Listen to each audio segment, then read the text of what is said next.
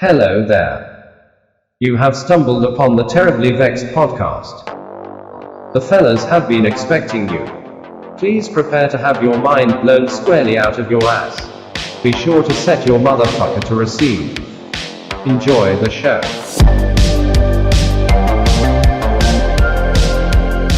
Me? I'm definitely doing it. Otherwise, I'm just going to do the exact same thing I do every time. All right. Which is, I can have you one here if you want one. I can go ahead and do one. But you don't have to use it. All right.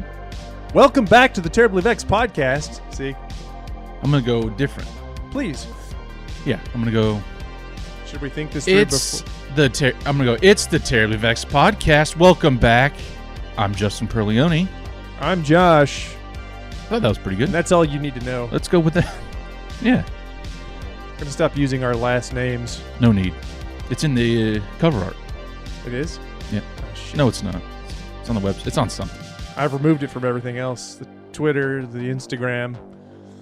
Yeah, they say never put your last name on the internet. Remember those days? I got yelled at as a youngster. You want to use an alias? Yeah. A lot of people on Twitter use aliases when they're dealing with sensitive subject matter that they're posting, so it's probably not a bad idea. Yeah. I told you about, which I don't think I mentioned here, which I'll just go ahead and do real quick. I posted something about Meyer Lansky on Twitter when I was going through those JFK files, and his grandson responded to my Twitter post. Wow. Something about his stepmom or his mother was solicited by the FBI to be an informant to report on Meyer Lansky. Meyer Lansky was a mob boss. I hashtagged it, and then the next thing you know, within a few days, his grandson responded. I don't know if you would say he wasn't implying that I was being a prick by saying that. Like, he wasn't trying to, hey, take this shit down. But he was letting me know that his, whoever it was, his aunt or his mother, whatever, would never have been an informant for the FBI. So she ain't no rat. I respectfully let him know that I'm sorry about that. I was just pointing it out. I wasn't trying to be a prick. Right. I was just saying that I found a document that said that they were trying to use her as an informant. Sorry. But he did respond, so you got something out of it at least. Was it a DM? Did he slide into your DMs, or did he publicly just respond? Commented on the post, Okay. Yeah. And then I was cool. like, hey, sorry about that, fella. I was not trying to say that. And it was on the Terribly Vexed? No, it was actually on my personal one, which is okay. under an that's right. alias nonetheless. Yeah. What is it? Oh, almost got you to say it. Well, maybe you should message him, see if he wants to come on. Mob boss grandson. Right. That'd be cool. How old is he now, though? Nah. Yeah. No? I would do that at a off-site location. I wouldn't want him here. I don't know. I'm guessing 40s or 50s, I guess. Yeah.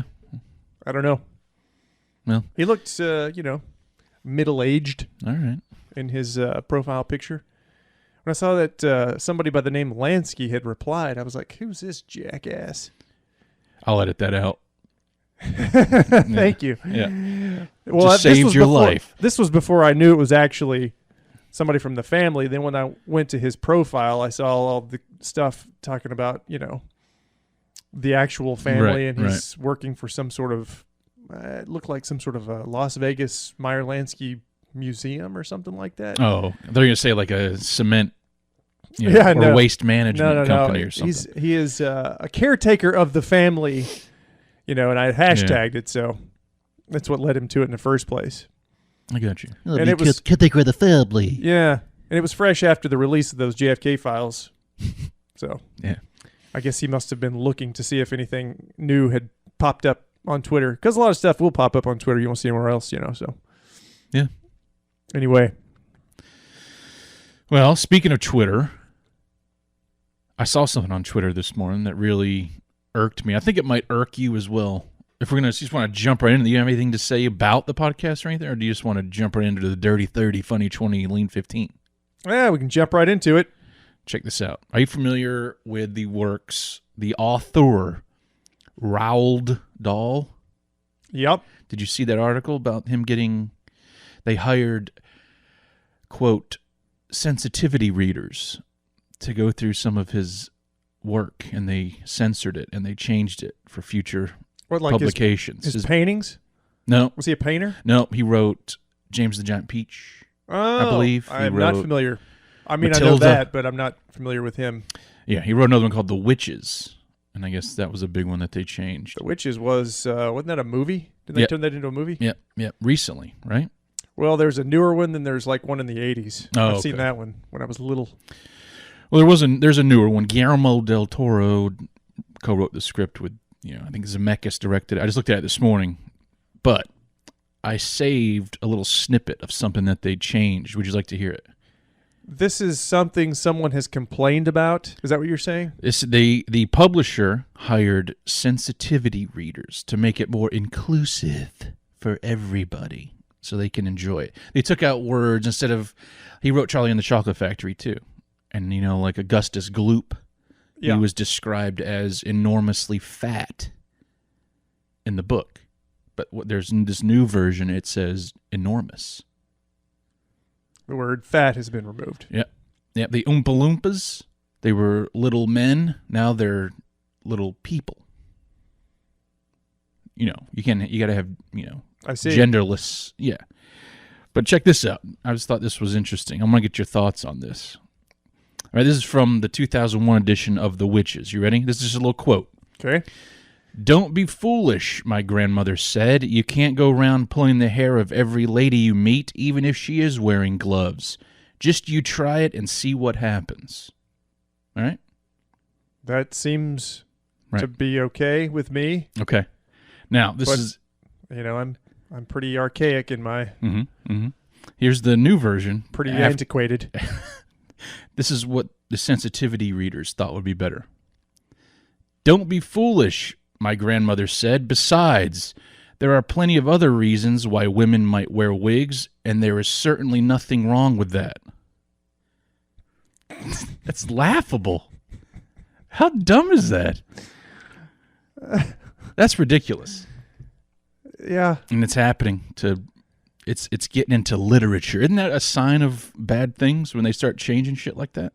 When you start book burning, yeah, generally bad things happen after that. So at least that's what history tells us. Yeah. I don't know if we want to look at history and see what...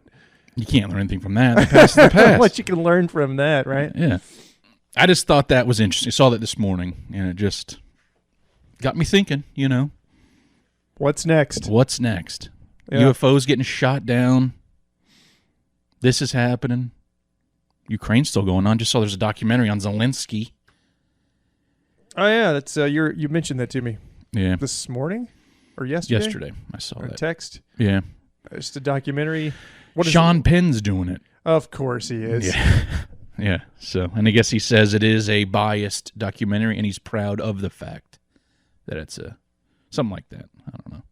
Well, you see the celebrity types. They always sort of attach themselves to, little movements and things that they, Mm-hmm. I love seeing Leonardo DiCaprio talk about like climate change or global warming, which I guess they've changed the naming on that.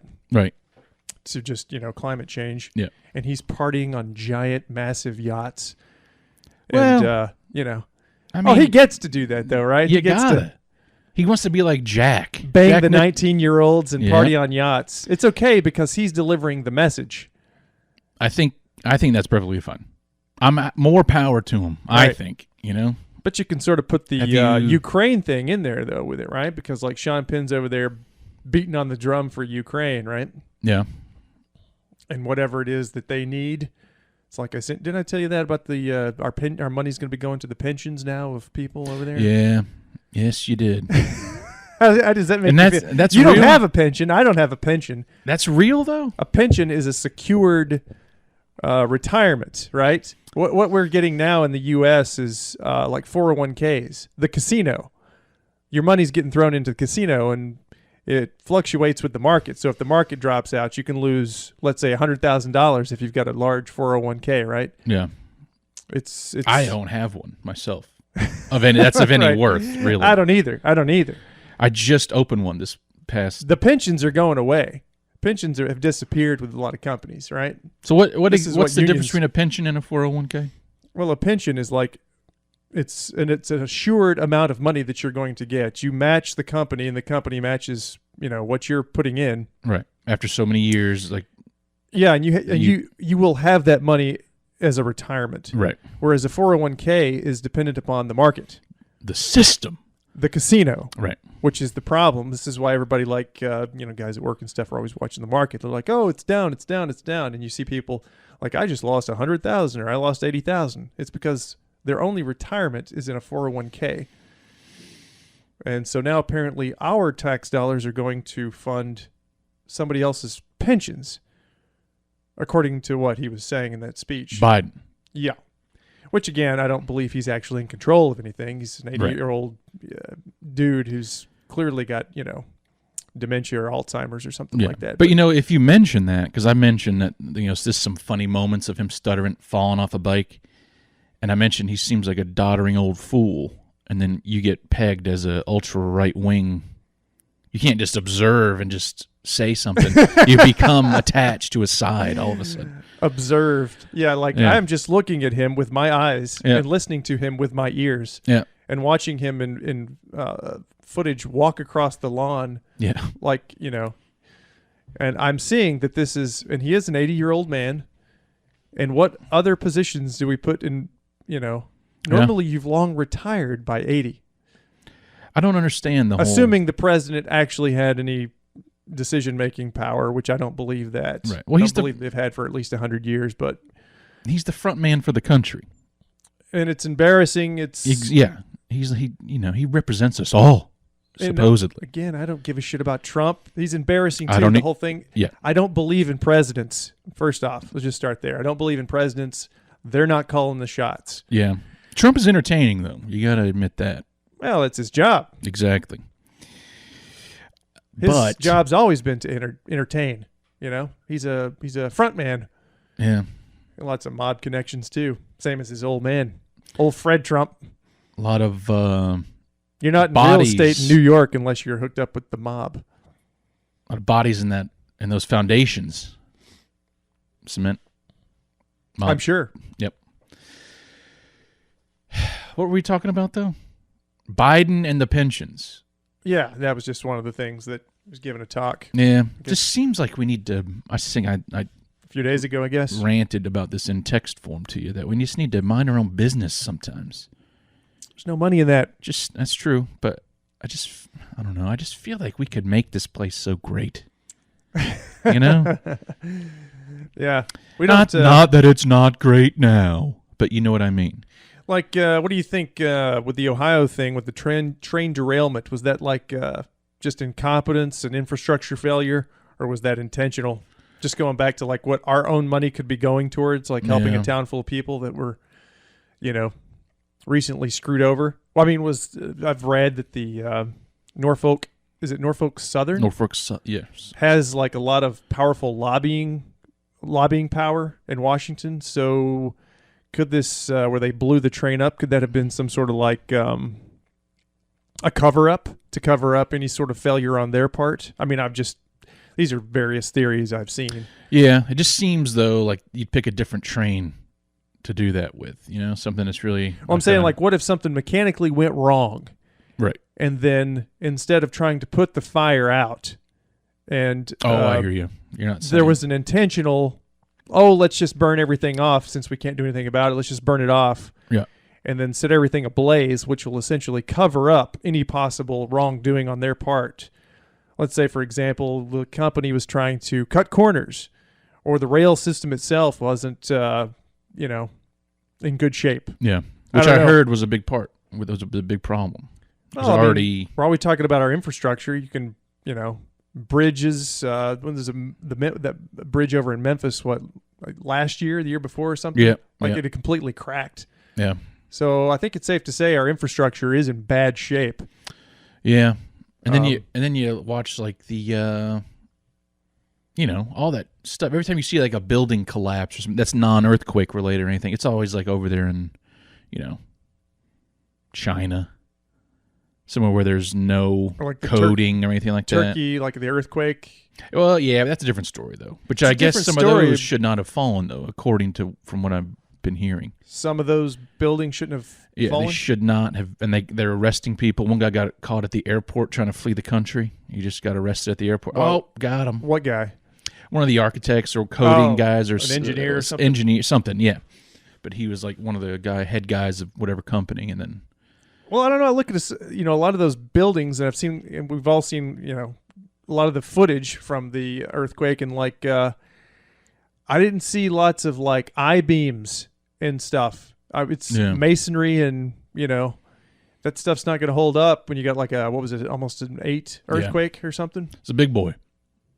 And lots of aftershocks. Of course, I've also seen the conspiracy theories where people are like, this was some sort of, government-funded project. Look what coincides with this particular earthquake as it were happening over there. Yeah, everything is though. I don't know if I can necessarily jump on that bandwagon just yet, but it was pretty horrible from everything that I've seen. Yeah, some of those pictures are from over there, like the chasms that have been opened up. It's like something from a movie.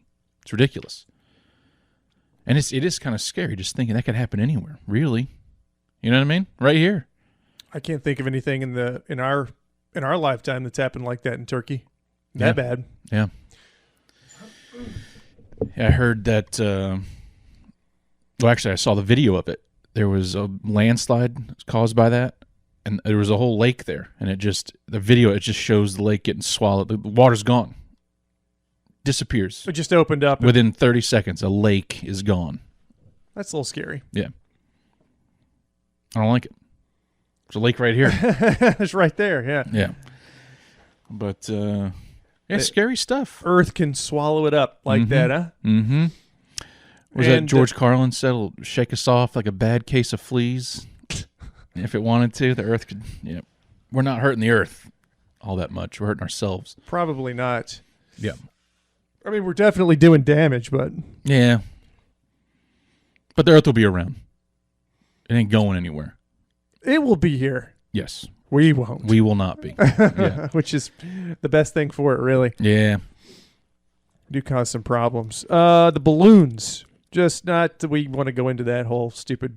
shit, but the balloon situation that happened last week before last? Yeah, for a couple weeks now. Started with that Chinese spy balloon, and the next thing you know, we're blowing 5 other ones. Is that what's happening? Yeah, somewhere in there. Between 3 and 5, I think, is what. Yeah. Then I sent you the But they were like now saying that they were basically guessing they were probably private industry, and just possibly weather balloons or some sort of scientific research balloon. Who knows what it could have been used for, I guess. But it's amazing to see the hysteria that gets created around nothing, right? And then I watched so many videos when they shot the first one down over South Carolina. Did you watch any of those videos where people were videoing it from their phones? Yeah. It's so embarrassing. It's so the people you mean fucking embarrassing to watch people respond to that like we had just actually done something. Yeah. I remember the one you sent me. The guy's like, "America, baby," or something, whatever he's Woo! Yeah. I'm sorry, it just popped right there. there. It's all right. I'll turn it down. Jeez. That is just so embarrassing. I blasted out there. You redlined it. I should have backed off when I did that, huh? That's all right. Next time I will. But and there will be a next time. Yeah. At the end of every episode. Just end it. Woo! There you go. Oh my gosh. I have to be reminded, so I have to watch videos like that there are people that stupid. Yep.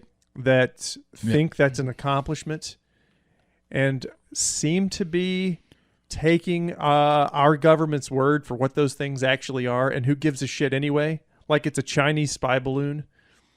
Like people have never heard of actual satellites and things like that. Yeah. You see the one that had the lasers, like the green lasers coming down from it? What, a balloon or a balloon or whatever, one of those things. It was like in Jake, my brother sent it to me. I want to say it was over Colorado somewhere. But it was like green, like 4 lasers, just like it was mapping the terrain. That's what everybody's saying. So satellites, I mean, I can go on Google Earth and look at nuclear waste disposal sites. Yeah. I've posted pictures of that on our Instagram. What else can you, possibly gain from sending a balloon over that you couldn't get from a satellite that passes over all the time? That nobody can do anything. Here's the thing.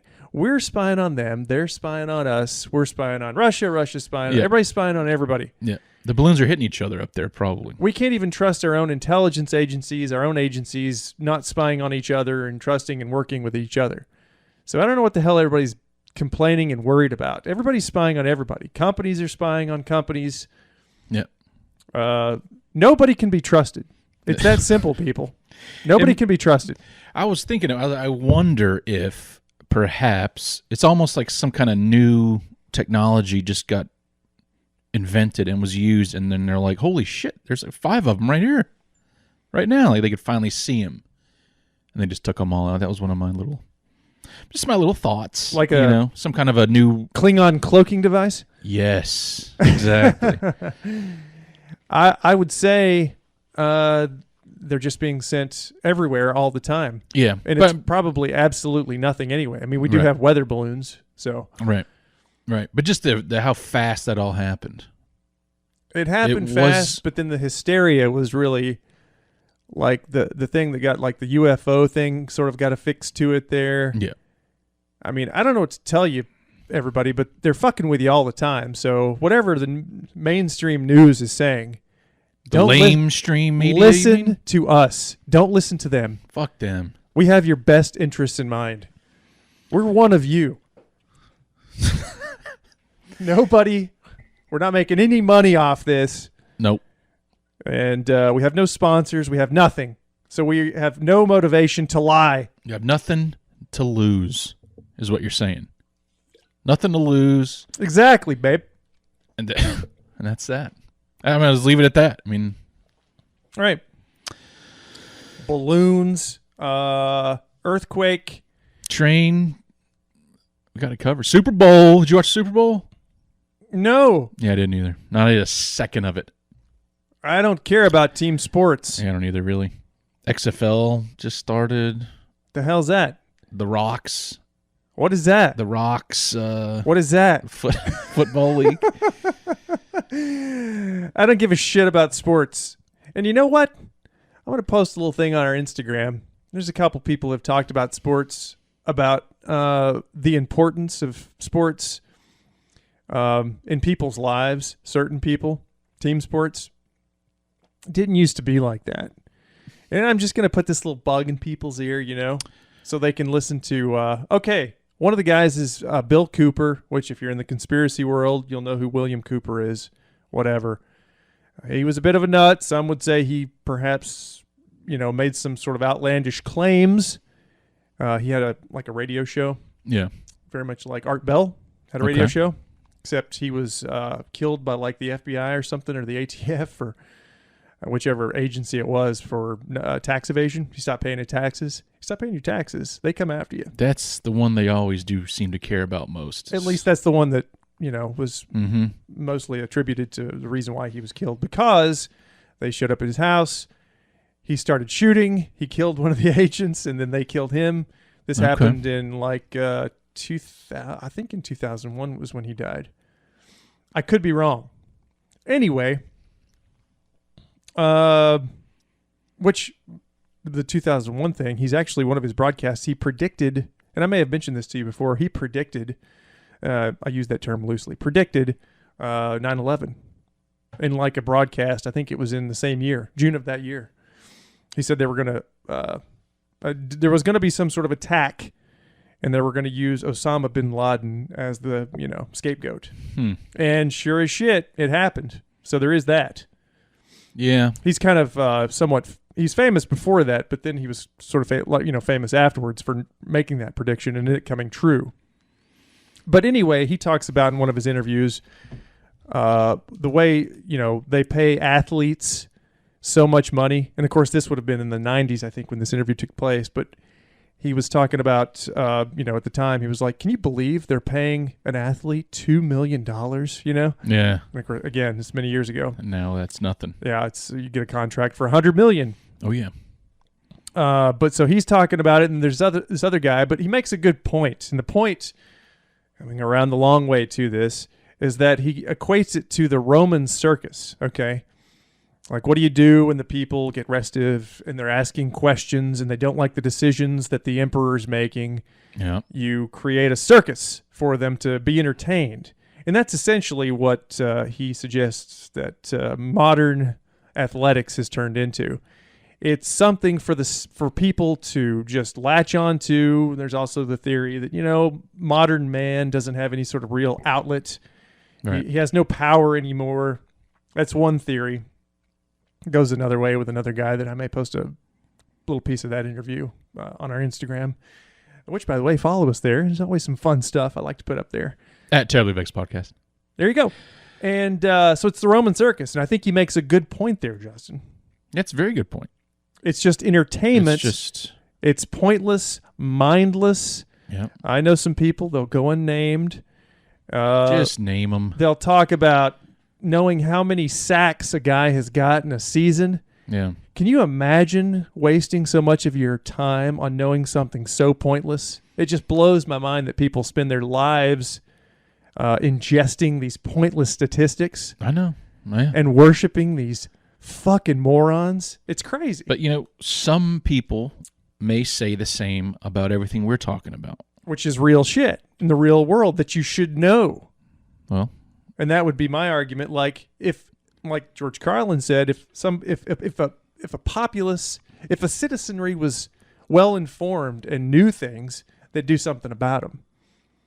But to keep people stupid and entertained and dumbed down, sports, and giving a shit about like numbers of sacks, you ain't got to worry about them because they're fucking stupid. Yeah. And you can do whatever you want to them. You can take their money. You can impose draconian rules on them. All right, baby, I'm getting warmed up. We're talking about the number of sacks. Right. I had a good line in my head.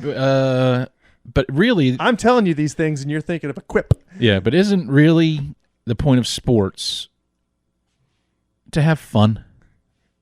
Isn't that what it's about at the end of the day? As long as they have fun. Yeah, I mean, I'm glad there are lots of people that enjoy team sports. Yeah. I am glad because that means there's less people out doing other things that I may be doing. Yeah. So they're not near me. Part of me wishes I did enjoy it, though. Like, I really... it would be fun, I think. You want to be plugged back into the Matrix, man? I think it would be nice to go to work, listen to WIMZ, John Boy and Billy, and think that's funny entertainment. I wish I had that. I know. It's almost like, having the sort of the artsy thing. Like, it's really it's more frustrating than it is anything. Like, if you, for example, were a writer. Right. I mean, these are tortured souls, man.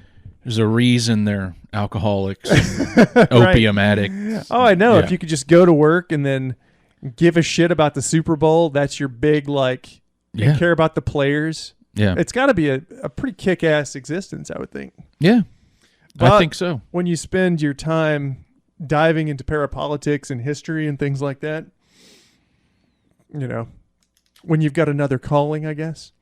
Yeah. Make a podcast and share real things from the real world with people. With the world. Yeah. It's not for everybody. But he's funny in that interview. I'll post it on the old Instagram. What's his name again? It's Bill Cooper. You never heard of William Cooper? Yeah, William Cooper. He wrote a book called Behold a Pale Horse. And it gets pretty wacky. Sounds familiar. It gets pretty wacky. But in that, a lot of people theorize he may have coded things in there, to hide underlying messages. I've occasionally listened to his old radio program, and I've gone through the book, and like I said, it does get a little wacky. But most of the time, he was just talking about what you would call today deep politics or something like that. Intelligence agencies, all of the corruption and whatnot. Anyway, that's your cue. I've run my mouth for long enough here. Well, odds. What's funny? We just hit the 30, so this has been a dirty 30. All right. You just want to move on into the the meat of this episode. Right. So if you've found us today, the whole point of this episode was going to be that we're talking about the sort of trying to unravel, I guess you could say, the mysterious death of Edgar Allan Poe, which has nothing to do with what we were talking about. Nope. But I guess we could, yeah. All right. I don't know how you want to transition. That's what I'm thinking. I think we should take a little break ski. Upping our production value. Yeah, because we have a, like what just happened? We were talking, then, well, all right then. What if we go to a nice smooth break with something entertaining to listen to for 20 seconds tops? And then we'll be right back. And then we come back. We'll take a piss. God knows what we'll do. For us, we might be back next week for all we know. In real time. Yeah. But for you guys, it'll be 10 seconds, 20 times. And then we'll be back with the mysterious death of Edgar Allan Poe.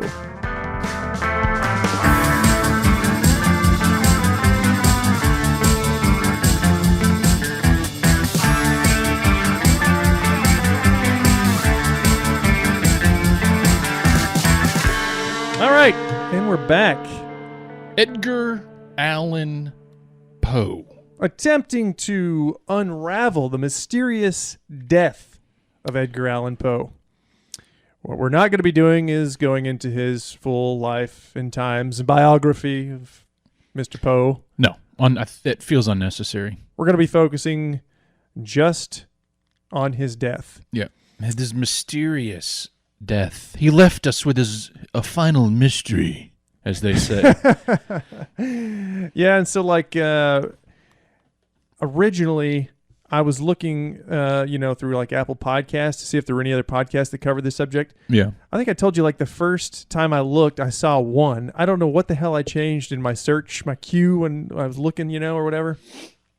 But then the next time I looked a week and a half later, just for shits and gigs, just to see. Yeah. Seemed like there was a dozen of them that were covering this. Okay. So what we're going to do, we're just going to list all of those.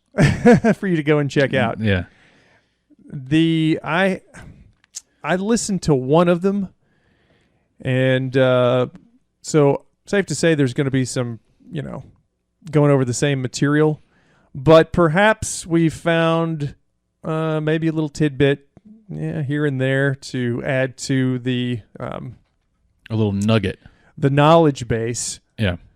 As to what happens. Found a lot of old books to kind of go through, firsthand accounts, things like that.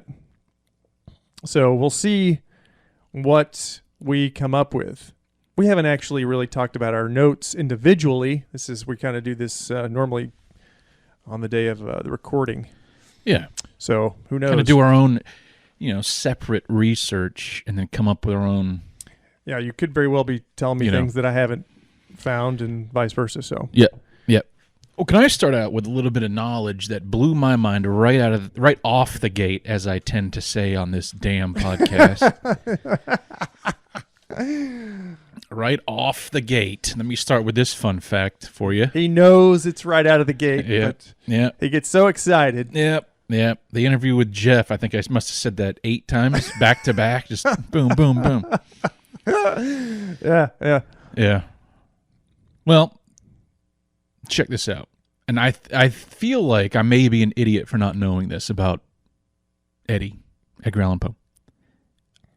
Until I started looking into his mysterious death here, for the life of me, thought the man was an Englishman. I mean, it stands to reason, right? What an idiot. The time period. Yeah. He was a writer. It kind of makes sense. Yeah. He was born in Boston, right. 1809. Isn't that crazy? Yeah. Did you know that, though? I knew he was American, but right. I can see why people wouldn't necessarily think that he, would have possibly thought he was a Brit. Yeah. Just, given his occupation. Okay. Well, thank you. But, I mean, I'll be the first to confess right now, I don't know a lot about Edgar Allan Poe. But as we've been researching him here, started this whole idea for an episode of the podcast. I find him fascinating. Mm-hmm. Do you know he was the first American writer that made his living only on writing? I didn't know that. See? Yep. First one ever. That's incredible. Yeah, it's interesting. But in his life, he wasn't really known as a writer. He was known as more a critic and a lecturer, I guess, right? Yeah. So, he wrote a couple things of note. The yes. Raven being one. Right. Well, and also, because originally this episode, let me go back just a little bit. This episode was actually going to be, or let's say the next episode that we did, episodes, was going to be, we're going to start delving into time travel. Oh. But that research for things gets so massive. We go for so many weeks and months looking into this stuff. It just gets bigger and bigger. Yeah. And I ultimately just get overwhelmed. Yeah. I'm the one that sort of backed out of that one. I think Just so you know. what we need to do, just thinking out loud here, shitballing, as you said earlier. Yeah. We seem to pick a story and go with it rather than just time travel as a whole, because that is it's a bottomless pit of information. It's just going to keep coming and coming and coming. And when I'm researching for an episode, man, I just keep finding more and more. Yeah. And this sort of goes, the time travel thing will go into sort of unknown or strange earthly phenomenon, okay? Magnetic anomalies, things like that. Mm-hmm. And then it gets a little more complex, which is why that research ends up taking so much time, and I have to keep backing out and telling you I'm still looking at stuff, which really kind of happened with this episode too. The more you dig, the more you find. So this, the episode that we're doing now, and Edgar Allan Poe and his mysterious death, actually, and I think I asked you this, but did you see the Pale Blue Eye, which is on Netflix? I did not, but I've heard good and bad things about it. Yeah, so it's a fictionalized account of something that took place, I guess, at West Point. But in real life, Edgar Allan Poe went to West Point. Mm-hmm. He went to the military academy. Right. Which I also did not know. And I assumed that was just some sort of weird, fictionalized, something that somebody had done for that story, because that movie is based off a book. Did you watch it? Yes. Okay. That's where the idea came from, because I just sort of watched that and started looking up stuff on Edgar Allan Poe, just because I never really had before. I read a few of the things, and but then I just discovered that he had this mysterious death, which is ultimately why I've mentioned that to you and led us to the podcast and here we are today. Yeah. Right. And it is fascinating. And his life was fascinating because, he died so young. He was only 40. So yeah. Lucky him. Well, maybe. You never know. He could have had brilliance left to give. Oh, at least another 30, 40 years. But it might have been garbage. You never know. So who knows? That's what some people say about, certain entertainers. Right. He'd taken so young, but it might be good. Maybe we just would have turned into, like the 27 Club. Yeah. Like, Jim Morrison, Kurt Cobain, all those, Janis Joplin, Jimi Hendrix. Hendrix. That's the dude I was thinking of when I started this, and I couldn't think of the name, but there you go. So I guess just to go back to that, while we're here talking about it, because it was from the Netflix movie, Poe, I guess he intentionally flunked himself out of West Point. I don't know for whatever reasons, but just doing the research, it said Poe's actions found him tried on February 8th, 1831 for gross neglect of duty and disobedience of orders. He began refusing to go to his obligations, including classes, formations, and church. Despite pleading not guilty, he was found guilty and forced out of West Point. Just going to go ahead and throw that out there while we're still in that area of the podcast talking about it. So I guess he wasn't feeling it. Yeah, I guess he just got sick of it probably. That's what it sounds like, right? Yeah. Yeah, which I fully understand. But I think once you get to West Point, it seems like one of those ones you just got to keep going with, If you're already in there, I mean, it's you got there. Even at the time, it was been very prestigious. Right. I would have thought so. But for whatever reason, he felt compelled to call it quits. Yep. And I guess he never really got rich and famous off his work. He was kind of famous, but not at the time, anyways. He wasn't like huge.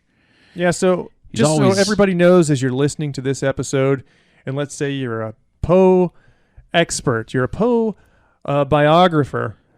We are not experts. If we say something wrong, if we have, neglected our duties here, we apologize beforehand.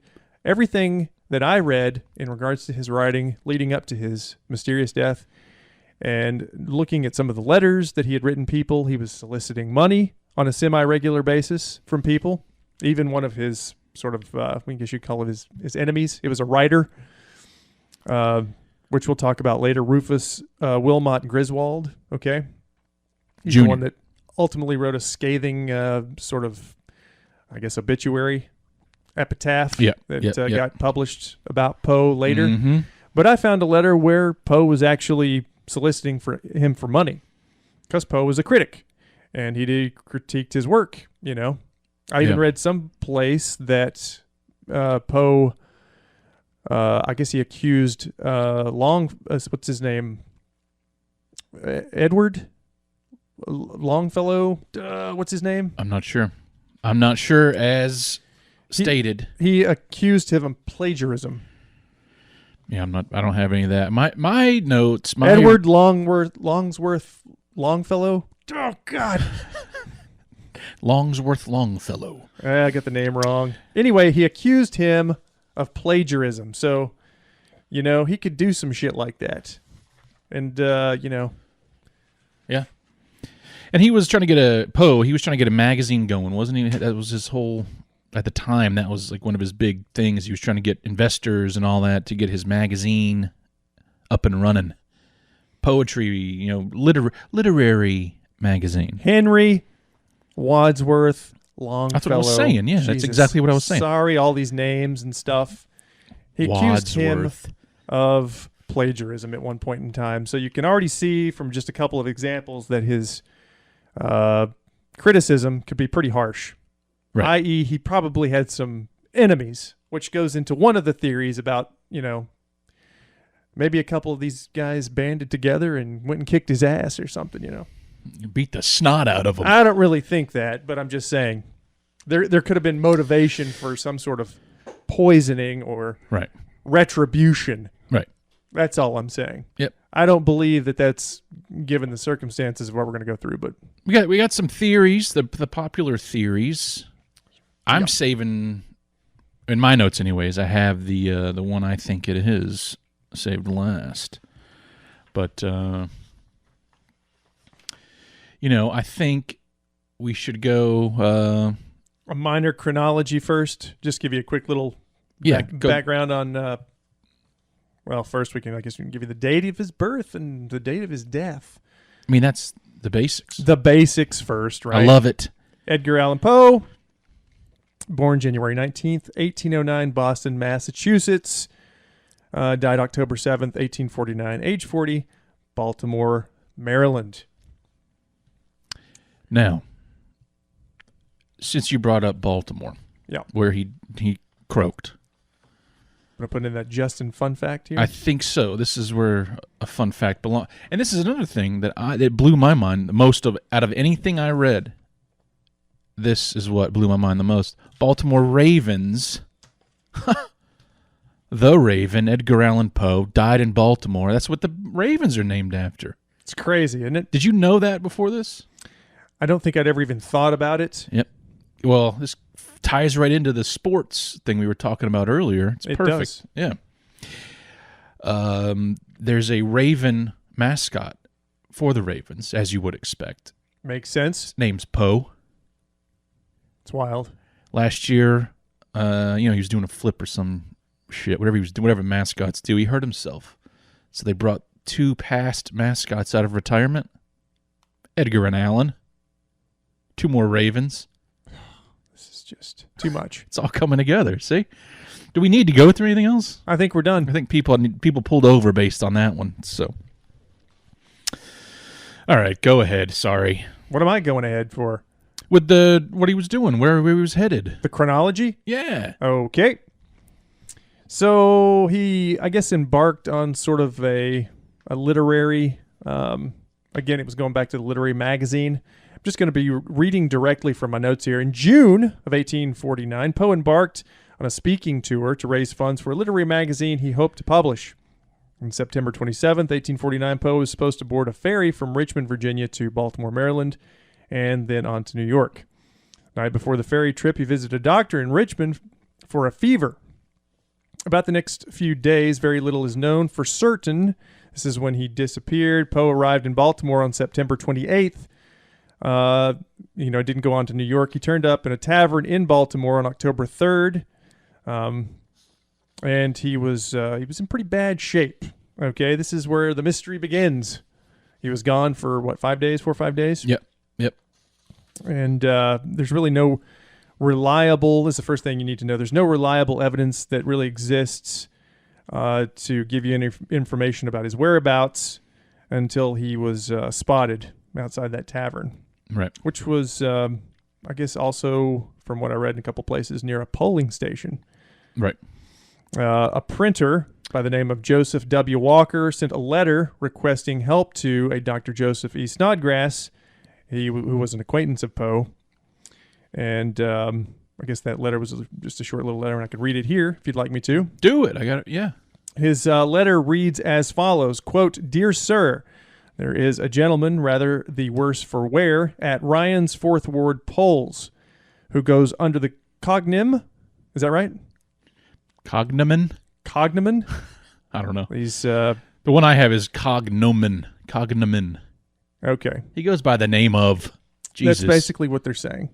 Of Edgar A. Poe, and who appears in great distress, and he says he is acquainted with you, and I assure you he is in need of immediate assistance. Yours in haste, Joseph W.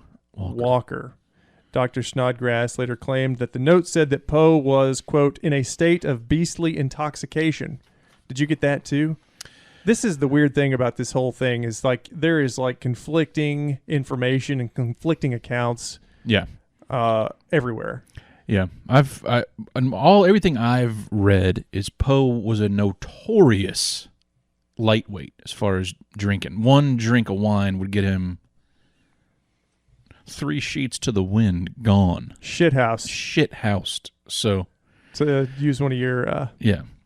So odds of him going out drinking seems like it wouldn't be happening because he knows it was well known that he couldn't handle it. So a lot of the theories are based around him getting drunk. He seemed to struggle with the booze, handling his apparently his sister had the same thing. So there was a chance it was some type of a hereditary thing. Like his sister couldn't handle her booze either. Alcoholism was a thing in the Poe family. Yep. Which, by the way, I guess they were adopted. Their parents died. Not going into that today. Hey, this isn't a comedy podcast. Go ahead. No, that's pretty much it as far as the chronology leading up to. He disappears. He's on a tour, which, by the way, it looked like he was doing quite well on this book tour, or this lecture tour. He was doing quite well. I guess there was lots of, and we can put these books in the show notes, but there's quite a few people that were colleagues of his that knew him quite well, and they spoke highly of him. And we can direct you to those so you can read those later via the show notes. We'll put the books in there that we've kind of used as our resources here. Yeah. And as far as him, you say that he was on his way to New York. I did this because this goes along with a theory later. He left Richmond. He was going to make a stop in Philadelphia, Philly, to help a poet edit a collection of her work, and her name is Marguerite St. Leon Loud. So it was known he was going to stop at Philly on the way. Okay. So that comes into play later. Okay. Just so everybody knows. So he was making a known stop. But Gotcha. it wasn't sure when. Nobody was sure when, exactly which day. Because it was all by boat. Right. Also, the river boat. What are those things called? Ferries with the wheel, the big wheel on the back. Yeah. There's I don't know. Like a paddle boat? Yeah, sure. Yep. Let's go with that. But, yeah. Yeah. I was just looking through my notes there. Griswold, he had solicited $5 from him, and actually the Griswold guy sent him $25. Just going back to that one time. He was soliciting money. So I say he was, somewhat destitute most of the time. Most of the time he was. Yes. Also kind of be looking for money from people. And Yep.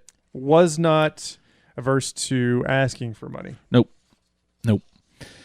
So he's found by Mr. Walker, goes to the doctor. Where was that at? Did you have that? Washington Medical College, I believe? Or is that where he died? Yeah, that's where he was. Okay. And he was put under the care of Dr. For the life of me, the first name is escaping me. You'd think I would have it right here. Moran, I know that. Dr. Joseph Snodgrass was the guy who was initially contacted. Right, by Walker. Yeah. But the one that, that was going to be the attending physician, which I believe was the term you were searching for earlier. Yep. That was Moran, Dr. Moran. What was his first name? It was Dr. Moran. Yeah, okay. Dr. Moran, this guy ended up taking care of him. This guy. Yeah. But then there's a lot of conflicting stories from him, apparently, which I've never heard until you started bringing it up. You said that he was talking. He was, Dr. John Joseph Moran. John Joseph. JJ. Okay. JJ. Yeah. We sound like a couple of Morans right now. But what was it you were saying? That Moran was saying that he was talking? Because everything I've read, he was like Moran quips got me. That's good. Well, good. I'm getting there. Oh, that was good. Thank you, everybody. Make sure to send that out on I would Instagram. be okay with you even breaking out the horn right now after that one. Oh, man. Hold on. That's the good joke horn. There it is. Oh, yeah.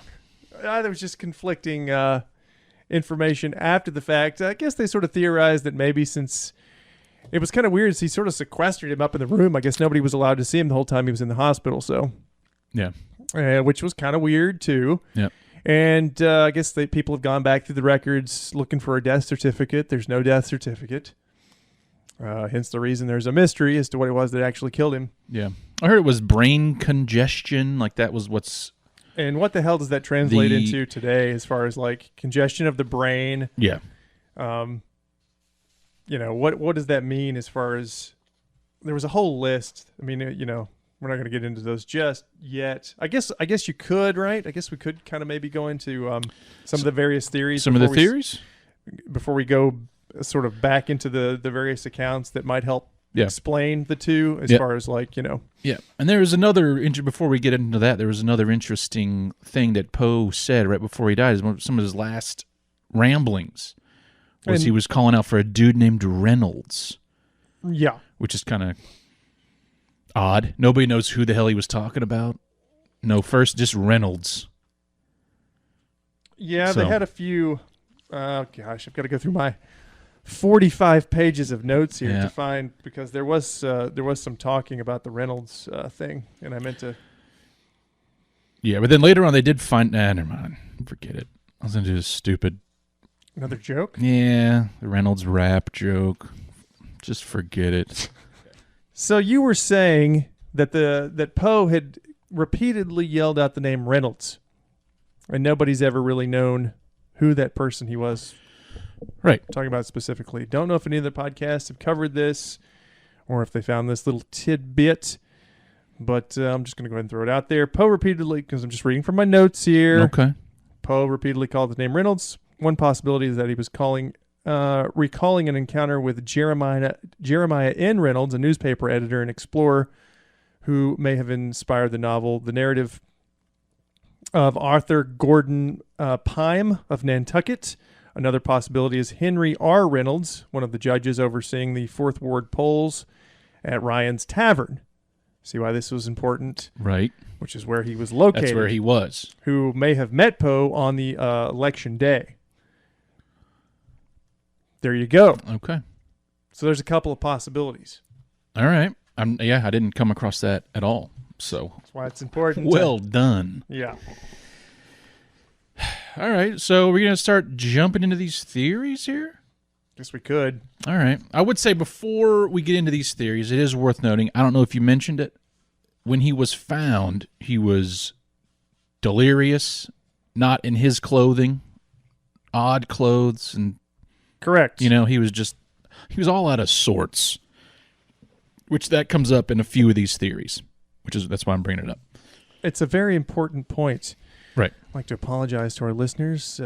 Try as hard as we may to create organized notes and to go through this thing in some sort of a fashion that makes sense to the human brain. We always seem to fail. Yeah, we'll get there. I mean, we're still technically new with this, right? Yeah. Oh, yeah. All right. So did you hear the theory that he just was attacked and beaten to death? Yes. Yeah, because of a lady. Did you hear this theory? Nope. So there's a biographer. Her name is E. Oakes Smith. She wrote at the instigation of a woman who considered herself injured by him, he was cruelly beaten blow upon blow by a ruffian who knew of no better mode of avenging supposed injuries. Those damn ruffians. Yeah. So the point of this is women are crazy, and they lie. That's all they do to get us beaten up. Kidding, of course. But yeah, so he broke some filly's heart, and this guy took it upon himself to avenge her hurtness, right? That was nice of him, I guess, right? I mean, hey, it happened to me. I did see where he had been engaged several times. Yeah. His wife had died just 2 years before him from tuberculosis. Right. Yes. His wife, also his first cousin, Mm-hmm. who was 13 at the time. All right. Let's go on. Marriage, and he was 27. Not going to be talking about the incestual pedophilia of Edgar Allan Poe in this different time. Different time. It was over 100 years ago. We can't look back on what was seemingly commonplace with our future eyes. Yeah. And also, going back to his drinking, his not being able to drink, there's an article written by Eugene Didier called The Grave of Poe, and it pretty much goes on to say he met up with some friends from West Point, and they all went out and do a little bit of that drinking, right? Partying. A little boozing. Yeah, he can't handle his booze, as everybody knows, right? And they eventually just kind of left him. Shit went off the rails? Yeah. He was all, stumbling around, muttering, stuttering, prick you. All that kind of thing. And so they, you know how it goes. They're like, all right, Poe, we'll see. You can make it home, all right? Good. And then they all go continue drinking, but he's, whatever. And the theory behind that, he was an easy target to be mugged. So he was just robbed, beaten, left on the side of the road. Yeah. Just left to whatever. Right. But left to die. Yes. But what that doesn't explain is the clothes that weren't his. He was wearing like a hat too, right? Yeah, a hat, clothes that were all tattered and torn up that were obviously not his clothes. Earlier, when you said congestion of the brain, yeah, it also can be called cerebral inflammation. Just looking through my notes here. Common euphemisms for death from disreputable causes, such as alcoholism. Yeah. So they basically just said this is what it was. Right. Because I guess some of the symptoms, of getting beaten hard. Yeah. You would a doctor back then would just he's drunk. He's not shell shocked or whatever it is. He can't handle the drink. Yeah. Did you see at any point where he was sort of like it suggested that perhaps he had used, I guess, laudanum was a common thing. Yeah. And then like opium and stuff like that. Mhm. I don't know. Did he use? I thought I saw that somewhere, but I guess I don't know if that's confirmed or not. As far as there's lots. Like I said, we're talking about the speculation of what it was that may have killed him, but prior to his death, we know that alcohol was a problem. Right. But were these other drugs a problem as well? Yeah, but then later on, I'll go into some of these theories that came later, like the rabies, for instance. Whether they had hair samples taken from Poe, and like carbon monoxide poisoning is another theory. But that was that was like a Smithsonian institution. That was a test done by them, Yep. right? When they got some of his hair. Yep. When they moved his body. Which I didn't know this until looking into this, but that was not an abnormal thing to do, to send a lock of your hair with a letter. Did you know that? I did not. I found some of those, just like people had purchased his hair before when he'd sent letters and stuff, and they'd basically just attach the hair to the letter, like with wax and the seal, I guess. It wasn't an uncommon practice. I didn't know that. The only person I've ever seen do little that, like fun fact for you, little Josh fun fact. oh, make another stinger. Only person I've ever seen do that, like even in a movie or anything, was Wayne Newton in Vegas Vacation. Remember that when he gave her a lock of his hair? Do you remember that? I don't remember that. Oh man, everybody! I encourage all of you to watch Vegas Vacation. Most underrated of the vacation movies by far. Absolutely. Yeah. But anyways, yeah, like I was saying, there was nothing that would have shown. What is it? Laudanum? How do you pronounce Laudanum. that? Laudanum. Yeah, that was not in his system, according to this one hair sample test. So, which we'll be talking about that, I guess, a little bit more here in a little while. Yep. Because I've got some information on that as well. Okay. So that's one of the main theories, I guess, right? Yeah, she was just mugged, beaten up. Beaten. You mentioned rabies.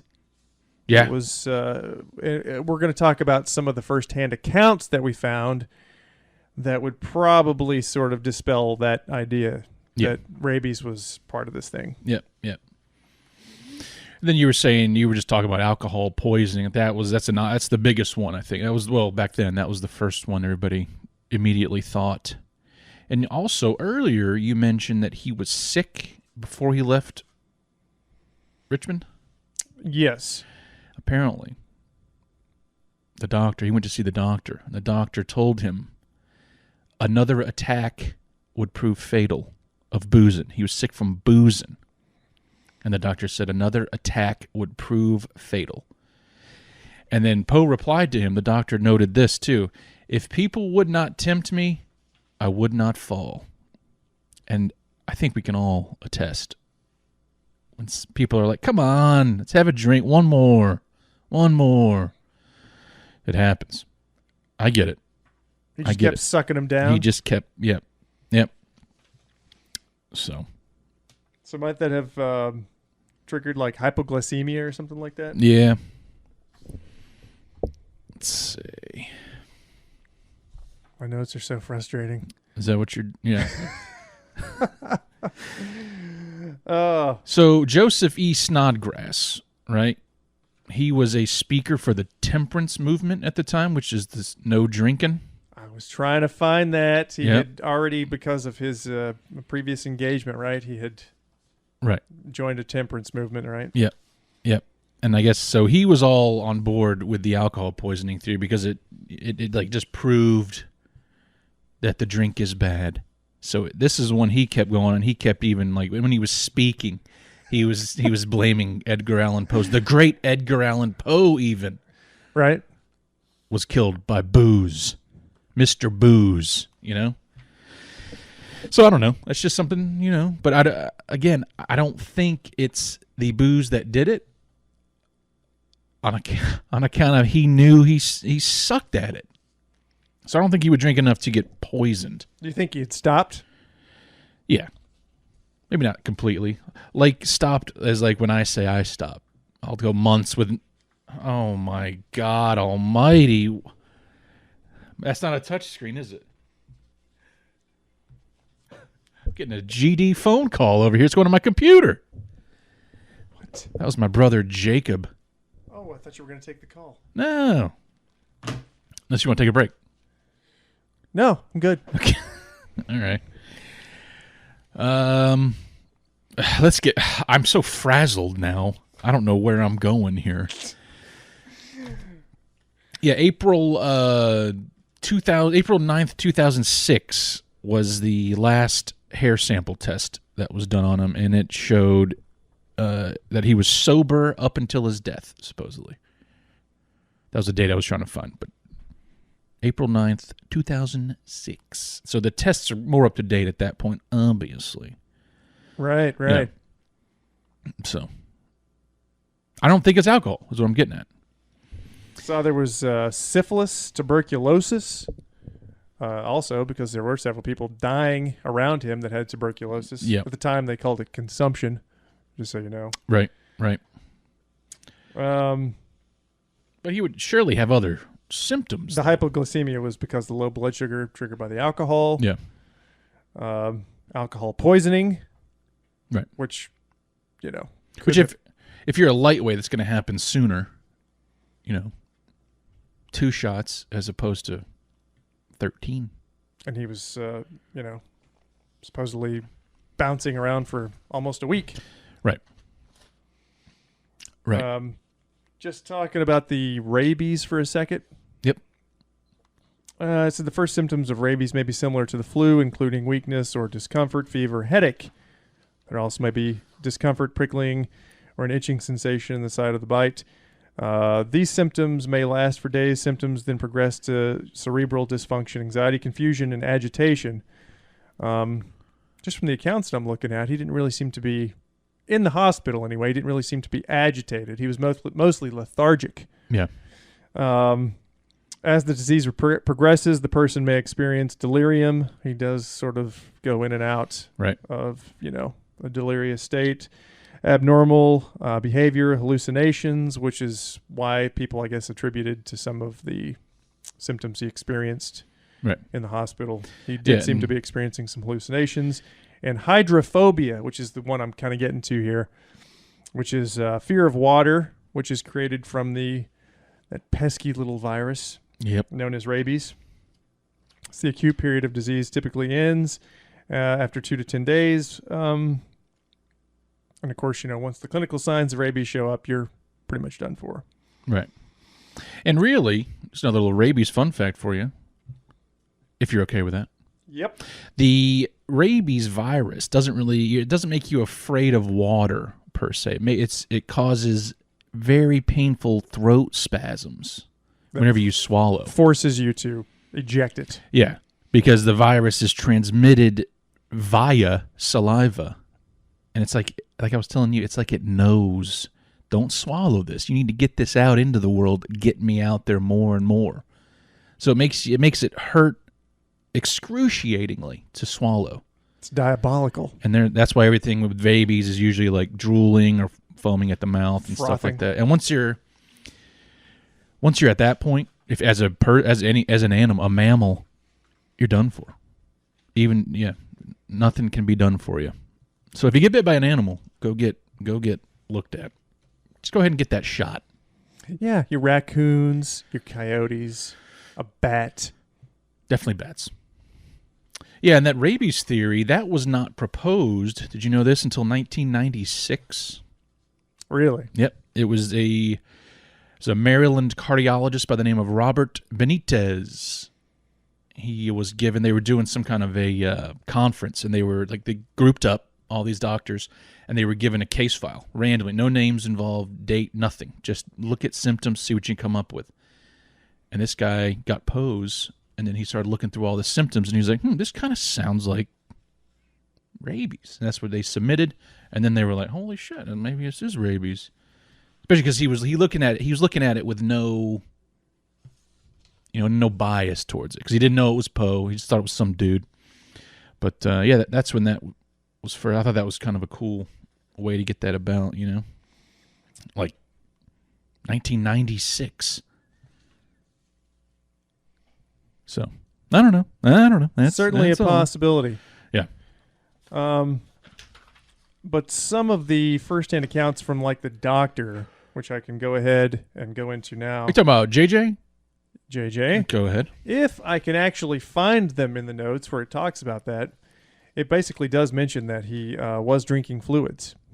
See, and that's part I didn't come across at all, which is, yeah. Now I have the responsibility to find that passage. He said he was drinking fluids. Yes, Dr. Moran, again, his accounts of the last few days of his life been taken into question. I wonder if he was sort of embellishing things, possibly. So you see lots of different things because he wrote quite a bit on the whole affair. Right. Like Dr. Moran later noted in a letter to Maria Clem, which was his Poe's mother-in-law, that during a period of consciousness, Poe held, quote, vacant converse with spectral and imaginary objects on the walls. His face was pale and his whole person drenched in perspiration. So that leads credence to the idea that there were hallucinations, which is one of the rabies things. However, he does talk about him also drinking fluids and being coherent some of the time too. So, yep. Anyway, I'm going to be going through a couple of these, I guess, while I've already got them out. According to Moran, quote, I have stated to you the fact that Edgar Allan Poe did not die under the effect of any intoxicant, was what he said. Nor was the smell of liquor upon his breath or person. He was in my care and under my charge for 16 hours. He was sensible and rational 15 hours out of the 16. He answered promptly and correctly all questions asked, spoke freely and made certain statements, and gave certain directions to whom I should write, and a confession of what related to himself, his mother-in-law, and the lady to whom he was to have been married. He told me in answer to my questions where he had been, from whence he came, and for which place he started when he left Richmond. When he arrived in Baltimore, and the name of the hotel where he registered, for which I received his trunk before his death, the names of the ladies to whom he requested me to write were given, and their answers to my letters after his death came speedily and are with me now, end quote. So you read some sort of conflicting, statement like that in regards to everything else where he's, in and out of consciousness and, hallucinating apparently. Which goes against everything I read. Not that I'm saying you're wrong. I'm just saying it's just weird that information can... That's why we're doing this episode on it. That's it. So, yeah, I mentioned earlier there was the carbon monoxide poisoning. That was another one? Yep, that's another theory. That was proposed in 1999 by Albert Donnet.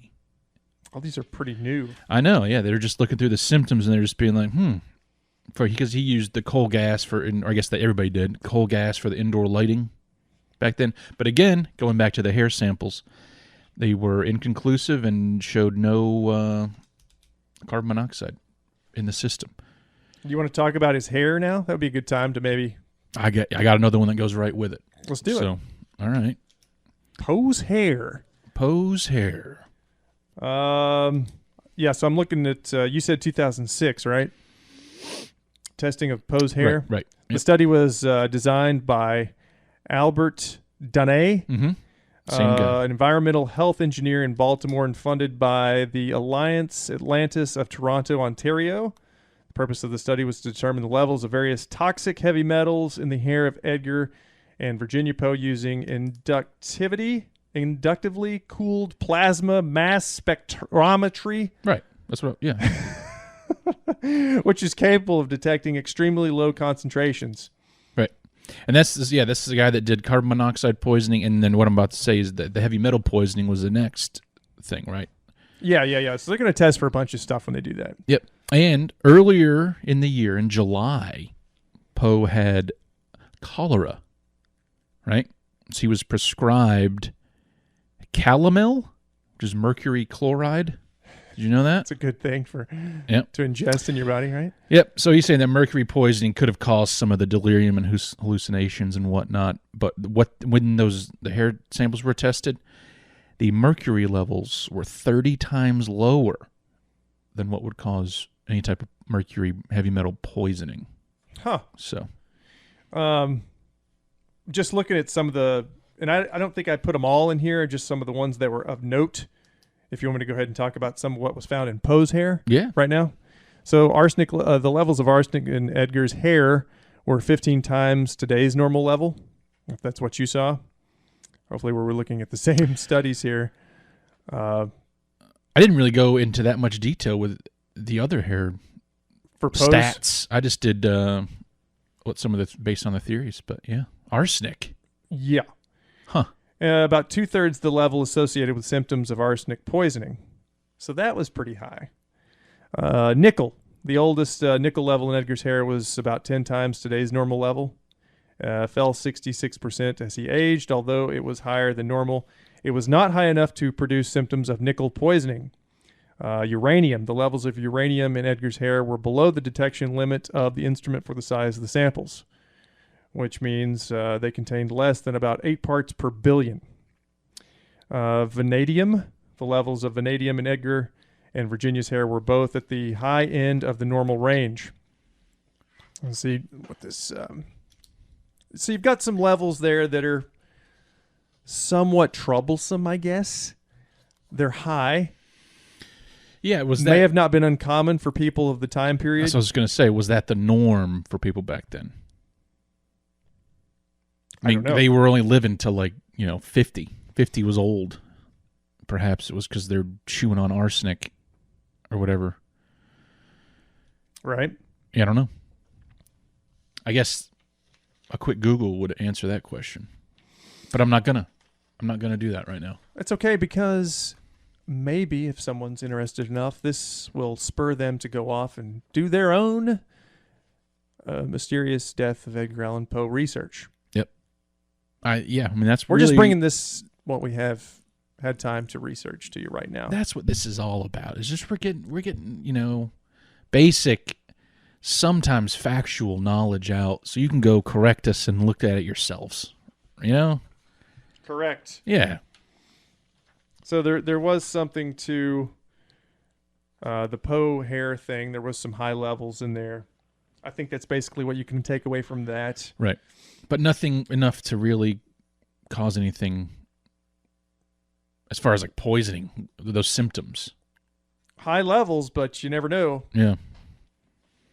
Yeah, I mean, and also the arsenic. I wonder how that was happening. What was arsenic in back then? Does this probably everything, I guess, right? Yeah. Does this come from does that theory of him being poisoned possibly come from, some sort of a vengeful author, perhaps? Yeah. But then also you said it wasn't his body was exhumed and there was some sort of rattling around. I don't think we've mentioned that one yet. That's my next theory I have up. Okay. You want to go ahead and switch on out. over to that one? Yeah. Brain tumor. An undiagnosed brain tumor. So Poe, when he initially died in 1849, they buried him in an unmarked, just a grave. Westminster Hall, it was in the same... Yep. And he's still there now, but they did, 26 years later, exhume his body to give him a more ceremonious burial, right? So now he's at the Westminster Hall and Burying Ground, Baltimore, Massachusetts, 21201, right? Right. It's open 8 a.m. to 4:30 p.m. Monday through Saturday. Give him a call at 410-706-2072. Tell him we sent you. Terribly Vexed podcast. Yep, and you can go visit him. But anyways, 26 years after his death, they exhumed him. Some of the workers said that they heard a rattling around inside his skull of a hard object. And one of the theories is perhaps it was a dried up tumor, a calcified tumor. The brain rots away. It's one of the first things that starts rotting on you when you die. The gray matter was gone. Gone. Empty skull. Yep. And a tumor in there. A calcified rolling around. tumor. So But who's to say if that account was accurate or if it just wasn't something else rolling around in there? Right. Yeah, who knows? But then according to a Smithsonian Magazine article, a New York physician once told Poe that he had a lesion on his brain that caused his adverse reaction to the alcohol. So some sort of a lesion was... I mean, they didn't have... obviously no CAT scans back then. Right. Anything like that, so... I don't know how they would know you have a lesion on your brain at all without looking at it. I think he's pulling shit out his ass. Maybe. He didn't know. Nope. So, yeah, brain tumor, possible. They were doing bleeds at this point for bloodletting. Bloodletting to cure people of ailments. Yeah. It's hard to say. Yeah. So, I don't know. I was still trying to locate the passage. It's talking about, him drinking fluids. I assure you I found it. Okay. But I don't know where it's at right this second, so keep talking. All right. Well, another theory is that he had flu turned into pneumonia. You said he was sick right before he left. He'd seen a doctor. Venture. Yep. He went to the doctor and... he went on what was her name? Oh my God, Royster, lady he was engaged to. Right, his fiance. Yes. Well, she recalled some of her last moments, and I quote. You ready for this? He came up to my house on the evening of September 26th to take leave of me. He was very sad and complained of being quite sick. I felt so wretched about him all of that night that I went up early the next morning to inquire after him, when, much to my regret, he had left in the boat for Baltimore. So he was sick as a dog when he left. Already he leading still up wasn't to it. feeling good.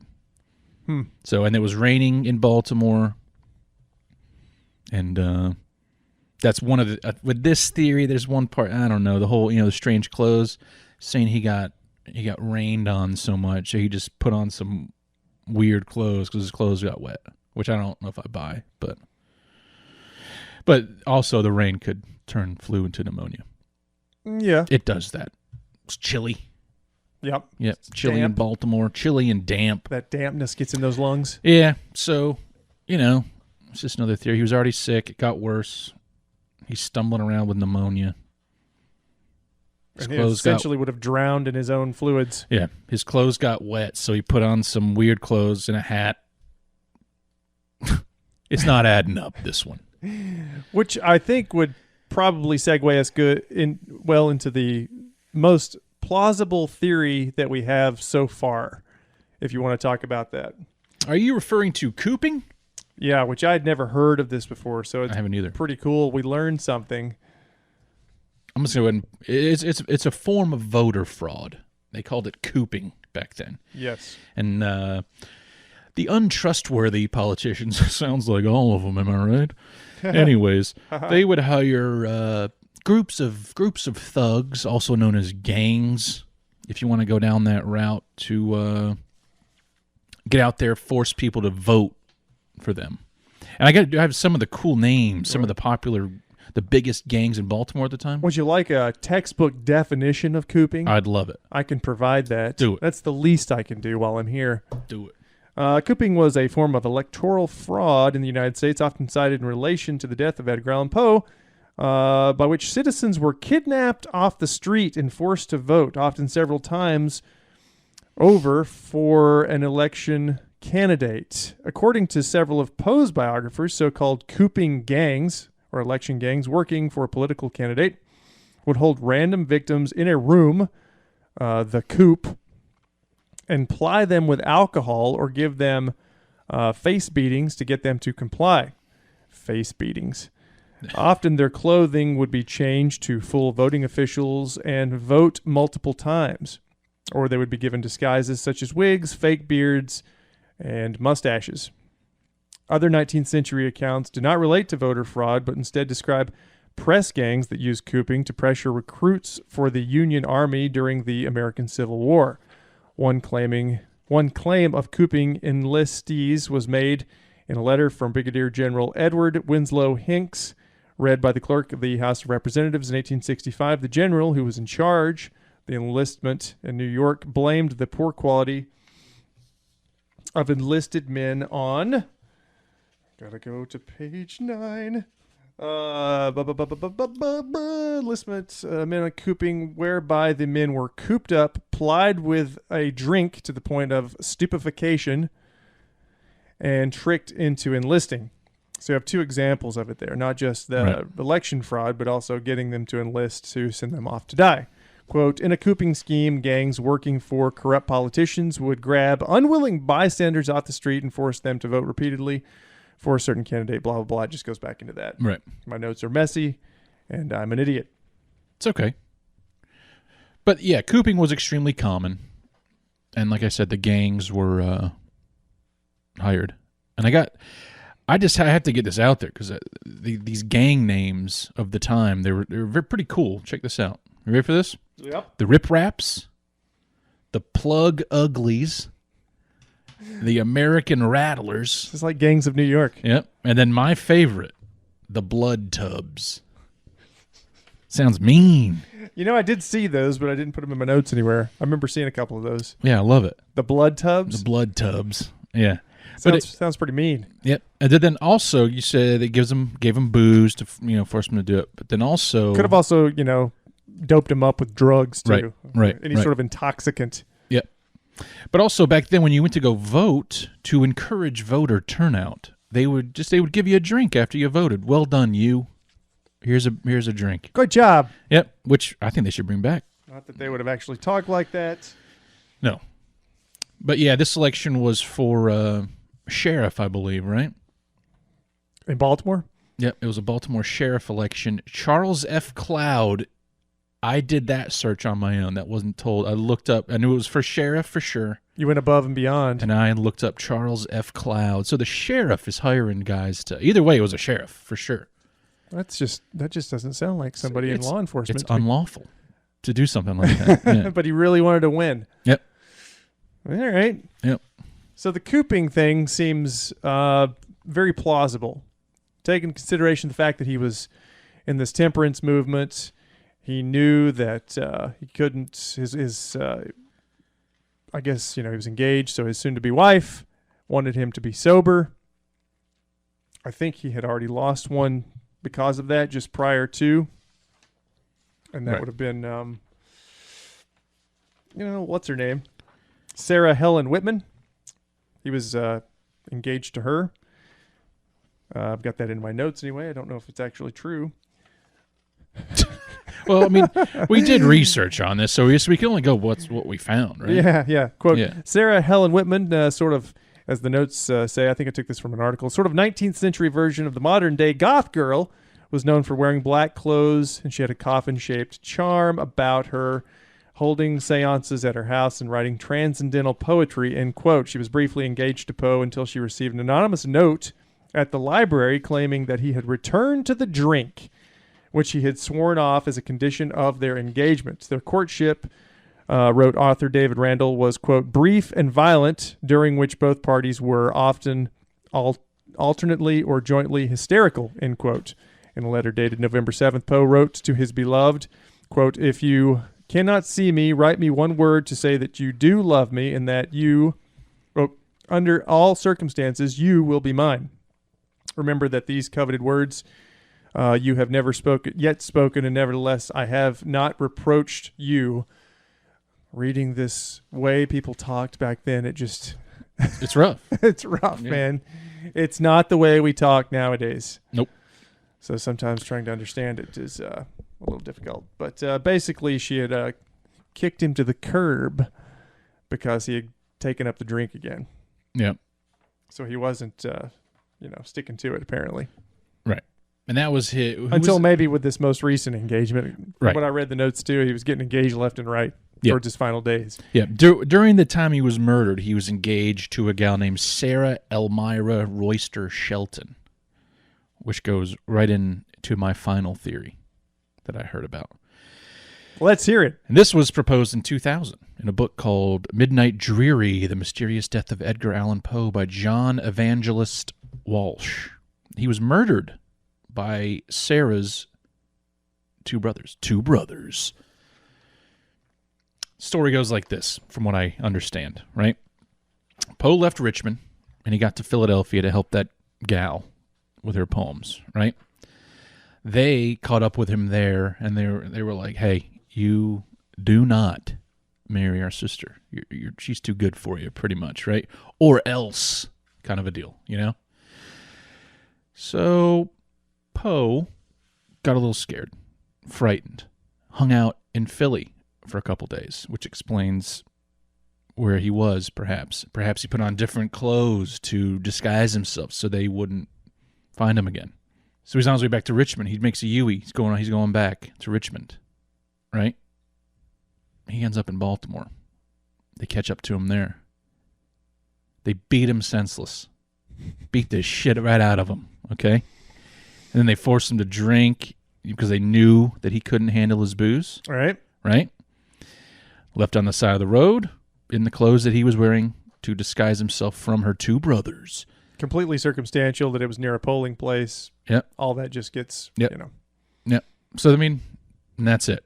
That's literally all that. There's nobody talked to them, as far as I knew. It was just a theory, a wild, harebrained theory from 2000. So, I'll tell you, as far as we've gotten with this so far, I've got more questions than answers. I'll tell you right now. yeah, I know. I mean, it's like something he would write in one of his own books, you know? Yeah. Stories. Stories. Not books, I guess. But you know what I mean? Short stories. Yeah. Yeah. Baltimore Ravens, they should call it. Baltimore short stories. Baltimore beatings. All right. That didn't go anywhere. I thought I would have something, a good little quick joke there, but obviously it backfired. It's okay. Yeah. I mean, that's really that's all the theories that I saw. I mean, that's it. But I think the cooping one, to me, makes the most sense. Seems the most plausible, as commonplace as it was. Yep. It just seems like he got caught up in a cooping scheme. Done and done. Right before he could have made it big, you know, right before he could have started living in riches. Right? But they did him in. All for this Sheriff Cloud. Bastards. I guess maybe it wasn't Sheriff Cloud. I don't know who hired him to do that all, but who hired the blood tubs to be going around doing that. But yeah. Blood tubs. That's a great name, the blood tubs. Yeah. Do you have you got anything else? I mean, it's all my notes right there. I'm done. I'm out. I'm empty. I blew my load just then. That's all I got. There's some sort of bouncing around I'm going to be doing now. Hope Okay. you all don't mind. Kind of covered some theories.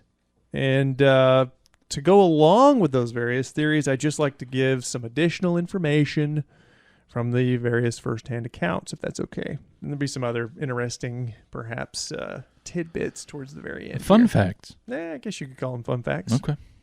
Just going to be reading from some of these notes that I've got. Dr. Snodgrass's first-hand account describes Poe's appearance as repulsive with unkempt hair, a haggard, unwashed face, and a lusterless with lusterless and vacant eyes. His clothing, Snodgrass said, just to go in a little more detail on what he was wearing, which included a dirty shirt but no vest, and unpolished shoes was worn, and they did not fit well. Dr. Joseph Moran, who we've mentioned before, was Poe's attending physician, gives his own detailed account of Poe's appearance that day. A quote, stained, faded, old bombazine coat. Did you see that anywhere? Bombazine? Bombazine, no. Pantaloons of a similar character, a pair of worn-out shoes run down at the heels, and an old straw hat, end quote. Poe was never coherent long enough to explain how he came to be in this condition, and is believed that his clothes was wearing, not least which were because of wearing Jesus Christ. So basically, those are your theories, right? And that's the first-hand accounts of what was going on with him and why my notes suck ass. even though I have 15 pages. I would like to talk about Rufus Wilmot Griswold, which I think you have to talk about him because of the scathing sort of obituary that he wrote after the fact. Mm-hmm. Were you familiar with that at all? Yes. But I don't have anything about it. I know the name because I thought Rufus W. Griswold, Clark W. Griswold, I thought they were perhaps related. Again, another vacation reference. Wow. That's 2. All right. Not too bad. Yeah, so apparently today Griswold's name is usually associated with Poe as a character assassin, but not all believe that Griswold deliberately intended to cause him harm. Some of the information that Griswold asserted or implied was that Poe was expelled from the University of Virginia and that Poe had tried to seduce his guardian, John Allen's second wife. Ooh, scathing. Even so, Griswold's attempt only drew attention to Poe's work. Readers were thrilled at the idea of reading the works of an evil man, quote, evil man. Griswold's characterization of Poe and the false information he originated appeared consistently in Poe's biographies for the next 2 decades. In any case, after he died, he also did something that was kind of weird. He sort of claimed that this was one of, I guess prior to his death, they'd been in communication or whatever, claimed to be his literary executor, quote, for the benefit of his family, which wouldn't have made any sense because they had a strained relationship. Right. So, right. I wonder if it was like one of those things like, I hate you. God damn it, I hate you, but I respect you. That kind of thing. Griswold claimed that Poe's aunt and mother-in-law, Maria Clem, said Poe that had made such a statement on June 9th, 1849, and that she herself released any claim to Poe's works. I think that's kind of odd. I just think that should be mentioned about this Griswold guy. Yeah. Because it doesn't make sense leading up to it because he critiqued his work, criticized his writing. And they had sort of this tumultuous relationship, I guess you would say. And that's Rufus Griswold. So you think Rufus killed him? Is that what you're saying? No, I think that if people put that into their relationship into the context of what happened to him, they might theorize that he may have been somebody that, because the poisoning thing has been mentioned, so they might have suggested that he was possibly somebody that may have assisted, rendezvoused with him on his little journey there, and may Right. have poisoned him or something like that. So, yeah, I'm distilling these massive amount of notes down into. They had a relationship that was no, we're not really sure of what that relationship is now. We know for certain that Poe probably wouldn't have given him, that sort of power over his estate after he passed away, though. So, or whatever he was claiming, for whatever reason he was claiming that. Yeah. After the fact, everybody's like, there's no way Poe would have done that. Anyway, Griswold prepared an obituary signed with the pseudonym Ludwig Obituary, first printed in the October 9th, 1849 issue of the New York Tribune. It was soon republished many times. Here he asserted that, quote, few will be grieved by Poe's death, as he had few friends. He claimed that Poe often wandered the streets, either in, quote, madness or melancholy, mumbling and cursing to himself, and that he was easily irritated and was envious of others, and that he, quote, regarded society as composed of villains, end quote. Poe's drive to succeed, Griswold wrote, was because he sought, quote, the right to despise a world which galled his self-conceit, end quote. Much of this characterization of Poe was copied almost verbatim from that of the fictionist Francis Vivian in the Caxtons by Edward Bulwer Lytton. I don't know what that is. Griswold biographer Joy Bayliss wrote that Griswold used a pseudonym not to conceal his relationship to the obituary, but because it was his custom never to sign his newspaper and his magazine contributions. Regardless, Griswold's true identity was soon revealed. In a letter to Sarah Helen Whitman, which we mentioned earlier, dated December 17th, 1849, he admitted his role in writing Poe's death notice, quote, I was not his friend, nor was he mine, end quote. finally get to use that and finally found something that was of use from my notes. Check. That's that is interesting. Right. I mean, but to know also that he did solicit money from him, and the Griswold guy gave him money apparently. Right. So it's hard to say what that relationship was after the fact. Find it hard to believe that he would have, killed him. It seems, but there is some mysteriousness to what he was doing there after the fact with the obituary and claiming to be his, Yeah, that's what I was going to say. It seems fishy. Executor. They wouldn't have given him that right. So anyway, kind of interesting. Yeah. I mean, I think we can sum it up with 2 words about Edgar Allan Poe, about his death anyways. Yes. I said this earlier. Poe bastard. Poe bastard. But there were a lot of accounts. Just went right. Okay, go ahead. I mean, before I lose it in my notes, you just happened to be saying that as I were. Sorry. Look, it was reminding me that there were, and I'd mentioned this earlier, lots of people that worked with Poe and said that he was a hard worker, he was diligent, and he wasn't everything that this guy, said that he was after the fact. Right.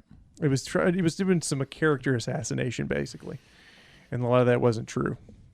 Yeah, sure, he may have been struggling with the drink, but hey, aren't we all? Don't we all? Sometimes have little, hop off the old wagon there. And I thought I was on the wagon. Right. I mean, I know I certainly have. Me too. Yeah. It's a rough one. Yep. But I think we got it me and you have it under control. We're fine. Yeah, at times. Yeah. At times. So, you got anything else? Oh, got all kinds of stuff in here, man. Yeah. What if? That basically kind of sets the scene there, though. Yeah. I guess as we're going to be closing this episode out, just some other little information that's on the periphery of the whole thing. Did you, by chance, when you were researching this, look up anything or see anything on the Poe toaster? No, I did not. No? Nope. Would you like me to tell you about it? The Poe toaster. The Poe toaster. Sure. Cool. This was an unidentified person, or probably more than one person, in succession, who for several decades paid an annual tribute to Edgar Allan Poe by visiting his grave in Baltimore in the early hours, January 19th, of Poe's birthday.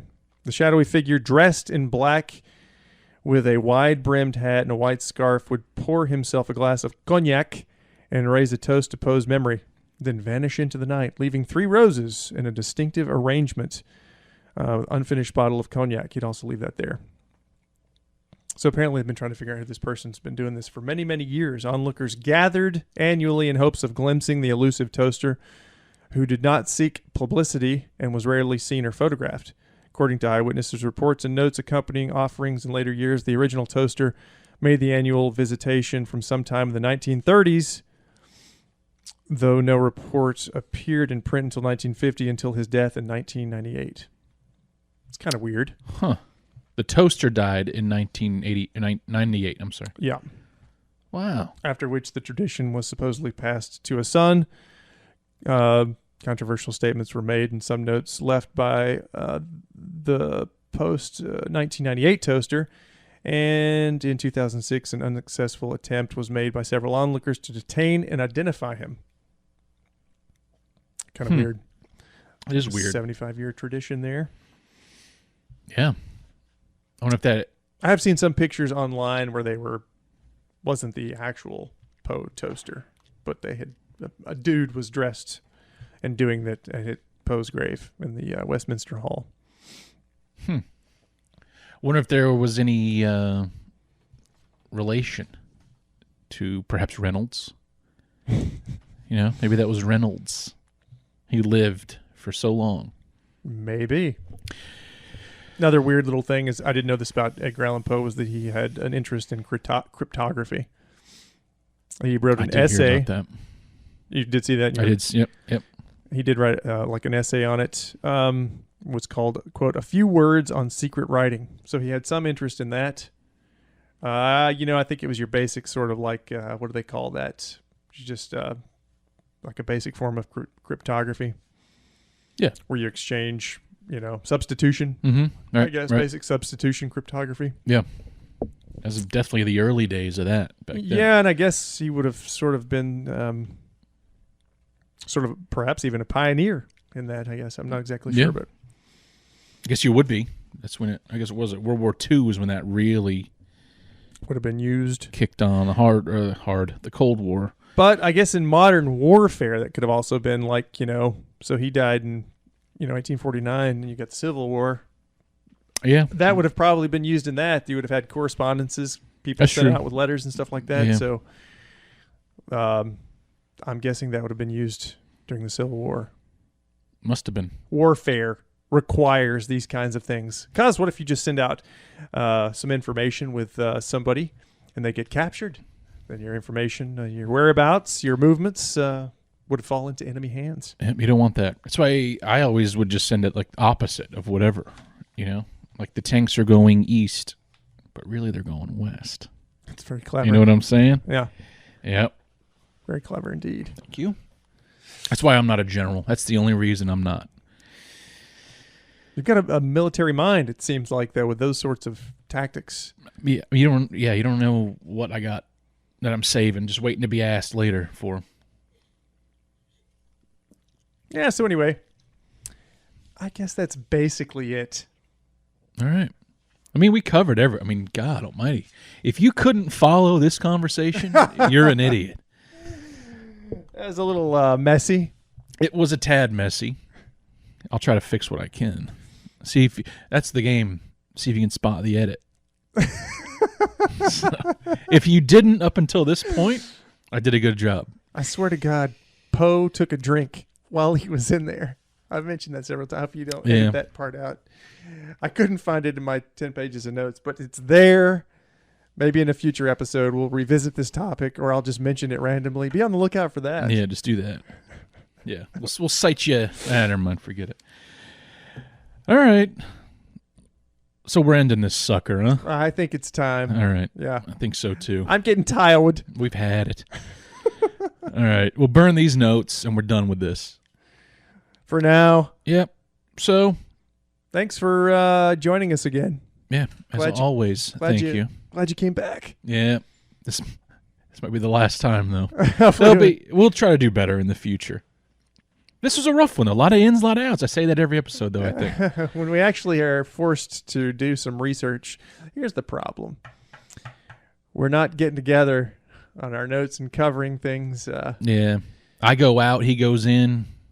Yeah, we're going to work on that, too. Yeah. We talked about that in our last episode, kind of what we were plans for the future. Yeah. That will be one of our improvements.